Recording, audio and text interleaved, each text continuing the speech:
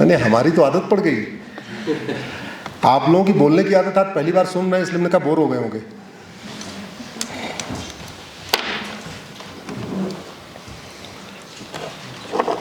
तो पहले एक बार बताइए, यदि मैं प्रधानमंत्री होता तो क्या करता? चलिए आप ही शुरू कर दीजिए। एक सॉल्यूशन, एक प्रॉब्लम का क्या ठीक करते हैं आप?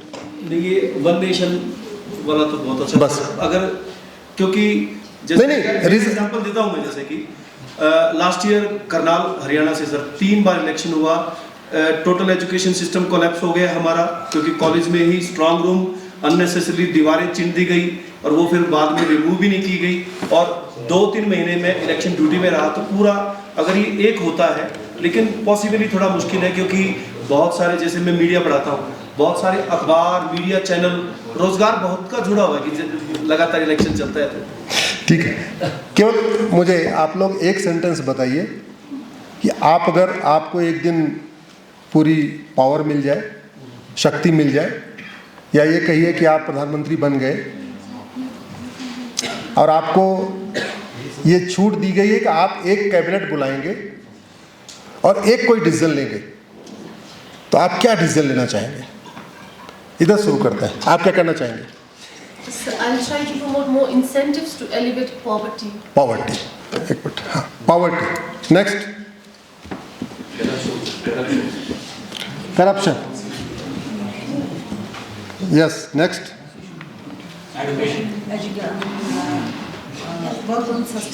So you are Prime Minister, you have the power to call your cabinet and you can take one decision. What you would do? Climate change. Climate change. ठीक है, next. Next. और कोई पीएम बनना चाहेगा? Mental health. सर एजुकेशन, क्या करेंगे education में? Primary और हायर एजुकेशन को सब तक पहुंचाना। Higher education, rural area, urban area. ठीक है, नेक्स्ट। जस्टिस, कौन है जस्टिस? क्या करेंगे? जस्टिस करेंगे, ठीक है, नेक्स्ट। सिविक नेशनलिज्म को स्प्रेड करेंगे। Civic nationalism, right, next.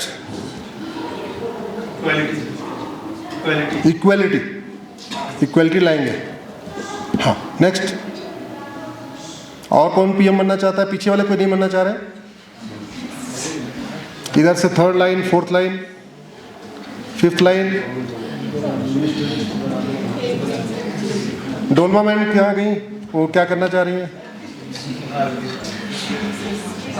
Skill, right, ठीक है। मुझे लगता है कोई नहीं बनना चाहता, तो मैं शुरू करता हूँ। आपने कहा पॉवर्टी खत्म करेंगे, सर ने बोला करप्शन खत्म करेंगे, आपने कहा क्लाइमेट चेंज, आपने कहा मेंटल हेल्थ ठीक करेंगे, हायर एजुकेशन सिस्टम ठीक करेंगे, जस्टिस सिस्टम ठीक करेंगे, नेशनलिज्म, सिविक नेशनलिज्म ठीक करेंगे, आप इक्वलिटी लाएंगे, आप स्किल डेवलपमेंट करेंगे, राइट।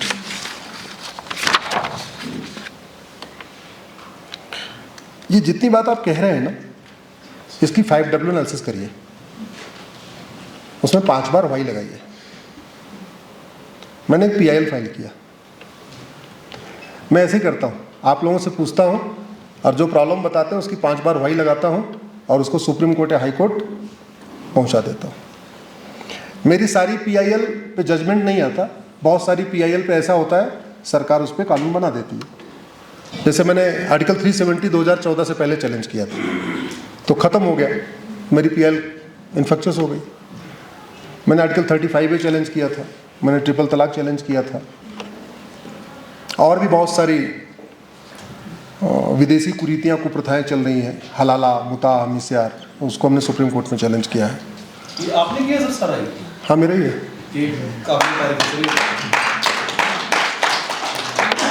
अभी वक्फ एक्ट बदला है, ये मेरी PIL है।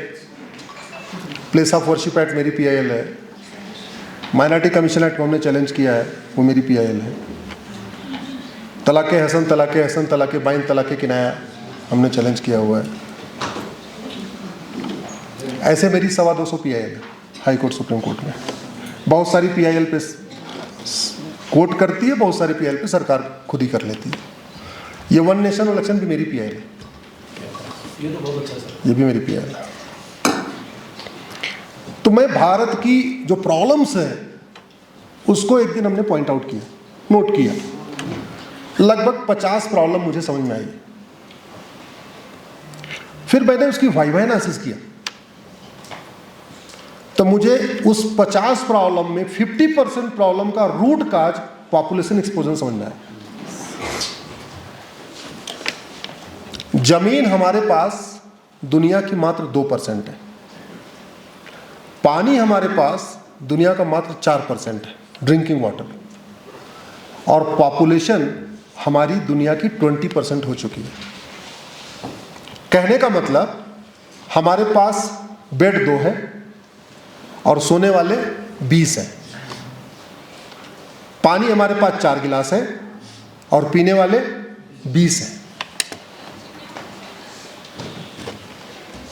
जल जंगल जमीन की समस्या, रूट काज पॉपुलेशन एक्सप्लोजन। रोटी कपड़ा मकान की समस्या, रूट काज पॉपुलेशन एक्सप्लोजन।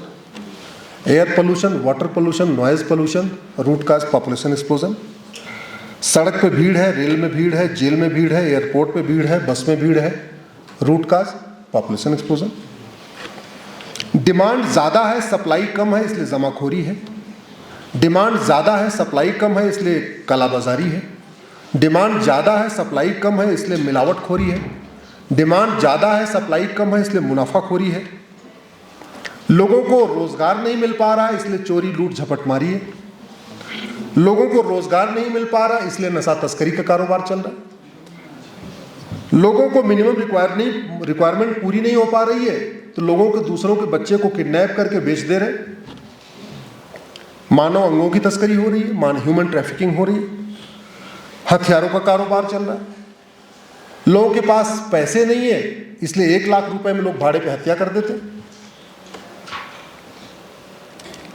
अगर आप भारत की और भी जितनी समस्याएं उठा के देखिए, इसकी मैं कैलकुलेशन कर रहा था, सरकार जब तक 2 करोड़ रोजगार जनरेट कर पाती है, प्राइवेट वेट सब मिला के, सरकारी नहीं, सरकारी में तो रोजगार ही नहीं है, जब तक सरकार 2 करोड़ रोजगार जनरेट कर पाती है, तब तक 10 करोड़ बेरोजगार पैदा हो जाते हैं। सरकार जब तक 2 करोड़ घर बना के दे पाती है गरीब, तब तक लगभग 10 करोड़ बेघर पैदा हो जाते हैं। दुनिया में सबसे ज्यादा बच्चे भारत में पैदा हो रहे हैं। 90,000 बच्चे पर डे पैदा हो रहे हैं। 90,000 पर डे का मतलब 3.25 लाख पर ईयर। एक पंचवर्षीय योजना में कितने हो गए? 15-16 करोड़ हो गए। एक पंचवर्षीय योजना में घर कितना बनता है? 2 करोड़। और बच्चे कितने पैदा हो गए? 16 करोड़। एक पंचवर्षीय योजना में रोजगार कितना जनरेट होता है? 2 करोड़। बच्चे कितने पैदा हो गए? 16 करोड़। जब भारत की पॉपुलेशन 40 करोड़ थी तो 4 करोड़ लोग गरीबी रेखा के नीचे थे। तो कितने परसेंट थे? 10%। अब भारत की पॉपुलेशन 145 करोड़ है और 83 करोड़ लोगों को मुफ्त में राशन देना पड़ रहा है। यानी कितने गरीब हो गए? 65%। तो गरीबी बढ़ रही, घट रही है? जोर से बोलिए। बढ़ रही है। मतलब जो लोग सक्षम हैं, जिनके 5 बच्चे 8 बच्चे हो जाए तो कोई दिक्कत नहीं आएगी, वो 1 या 2 बच्चे कर रहे हैं। और जो एक भी बच्चा करने लायक नहीं है, एक भी बच्चे को नहीं पाल सकते, एक कमरे का भी घर नहीं है, उनके 18 बच्चे, 14 बच्चे, 16 बच्चे हो रहे हैं। हो रहे कि नहीं हो रहे? मुझे आपके लद्दाख का नहीं पता, लेकिन बाकी जगह तो मैं देख रहा हूं 16 बच्चे, 18 बच्चे, मकान एक कमरे का नहीं, रहते झुग्गी में 14 बच्चे। फिर सरकारी योजना कहलाएगी जहां झुग्गी वहीं मकान। ऐसी योजना आती है ना चुनाव के पहले, तो जहां झुग्गी वहीं मकान। तो इससे तो और प्रमोशन हो रहा है। बच्चे पैदा करते रहो, झुग्गी बना लो, सरकार इलेक्शन के पहले जहां झुग्गी वहां मकान योजना लाएगी और बन जाएगी। और जहां झुग्गी वहीं मकान, ये किसके पैसे से बनता है? जोर से बोलिए जरा। इसमें कितने लोग टैक्स पेयर हैं? हाथ उठाइए, टैक्स पेयर कितने हैं? अरे जो इनकम टैक्स देते हैं, Indirect tax. इनडायरेक्ट टैक्स, सारे टैक्स पेयर।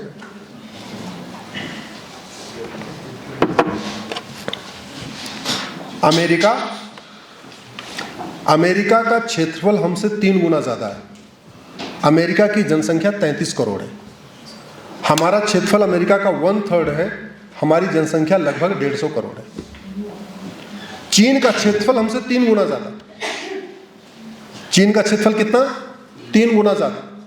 चीन अभी 144 करोड़ है, हम उसको भी सुपरसीड करके दुनिया में नंबर 1 हो गए। चीन का क्षेत्रफल 3 गुना है और वहां 45,000 बच्चे रोज पैदा होते हैं। हमारा क्षेत्रफल चीन का 1/3 है, हमारे 90,000 रोज पैदा हो रहे। रूस का क्षेत्रफल हमसे 5 गुना ज्यादा, टोटल पॉपुलेशन 15 करोड़। अमेरिका का क्षेत्रफल 3 गुना ज्यादा, टोटल पॉपुलेशन 33 करोड़। ऑस्ट्रेलिया क्षेत्रफल हमसे 2.5 गुना ज्यादा, पॉपुलेशन 2.5 करोड़। कनाडा हमसे 2.5 गुना ज्यादा, पॉपुलेशन 4 करोड़। ब्राजील हमसे 2.5 गुना ज्यादा, पॉपुलेशन 22 करोड़। और हम कितने हैं? 150 करोड़। ब्रह्मा विष्णु महेश भी आ जाए ना, तो भी भारत की गरीबी ठीक नहीं कर सकते। सारे देवी देवता ऊपर से नीचे आ जाए, सभी रिलीजन के देवी देवता नीचे आ जाए, तो भी मैं गारंटी के साथ कहता हूं रत्ती भर गरीबी कम नहीं हो सकती, हो ही नहीं सकती। और भारत का संविधान भी कहता है जनसंख्या नियंत्रण कानून बनाओ। कॉन्स्टिट्यूशन में लिखा हुआ है, schedule 7 list 3 entry number 20A कह रहा फैमिली की प्लानिंग करो, पॉपुलेशन कंट्रोल करो। Schedule 7 list 3 entry 20A। जब 1 नेशन 1 इलेक्शन होगा तो 2 चाइल्ड लॉ लागू करने की संभावना बढ़ जाएगी, इसलिए 1 नेशन इलेक्शन जरूरी है। अभी तो हर साल चुनाव होता रहता है, उसी में बिजी रहते हैं, सोचते हैं यार ये लागू कर दूं, ये वाले बुरा मान जाएंगे, ये वाला कर दूं, ये वाले बुरा मान जाएंगे, ये वाला कर दूंगा, ये बुरा मान जाएंगे। 1 नेशन इलेक्शन हो जाएगा तो ये भी ठीक हो जाएगा। ऑस्ट्रेलिया में पर डे 800 बच्चे पैदा होते हैं। कितने? 800। कनाडा में पर डे 4000 बच्चे पैदा होते हैं। रूस में पर डे 5000 बच्चे पैदा होते हैं। अमेरिका में पर डे 8000 बच्चे पैदा होते हैं। ब्राजील में पर डे 12000 बच्चे पैदा होते हैं। और भारत में पर डे कितने? जोर से बोलिए।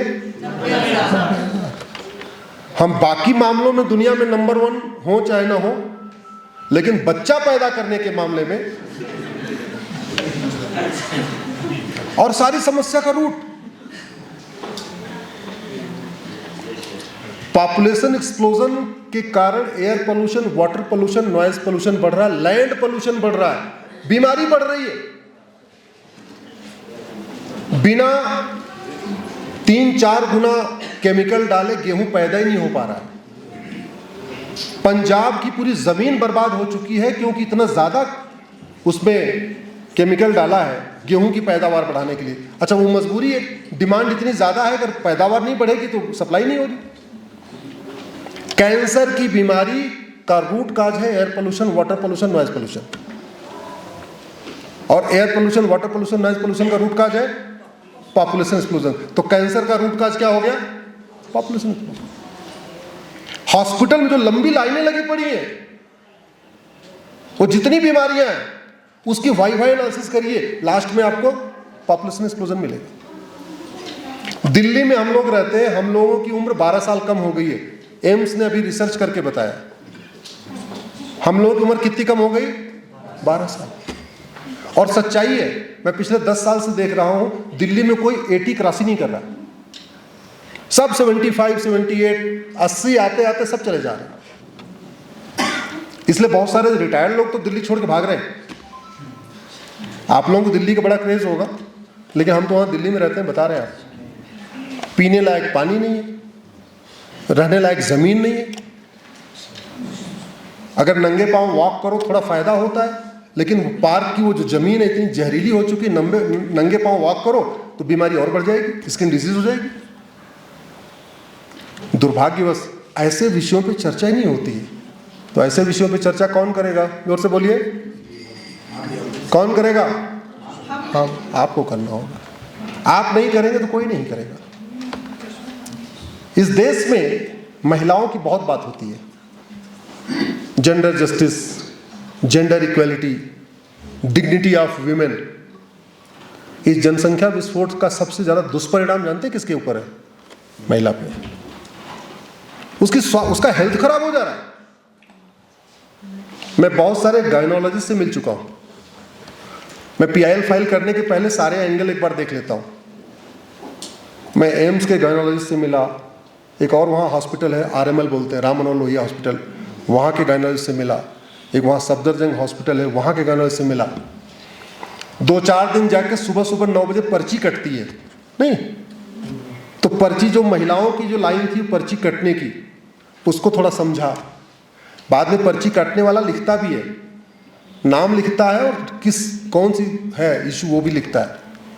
तो पता चला जो महिलाओं की लाइन है उसमें 80% गायनी की प्रॉब्लम है। फिर मैंने गायनोलॉजिस्ट से मिला कि इनकी जो गायनी की प्रॉब्लम है उसका रूट काज क्या है। बोले ज्यादा बच्चे हैं जी, किसी के 8 बच्चे, किसी के 14 बच्चे, किसी के 16 बच्चे। ये हमने महिला को बच्चा पैदा करने की मशीन बना दिया है। ये रुकना चाहिए कि नहीं?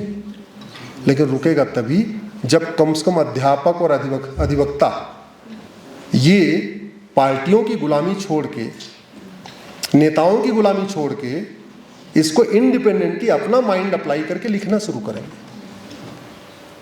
और ये भारत में व्यवस्था थी।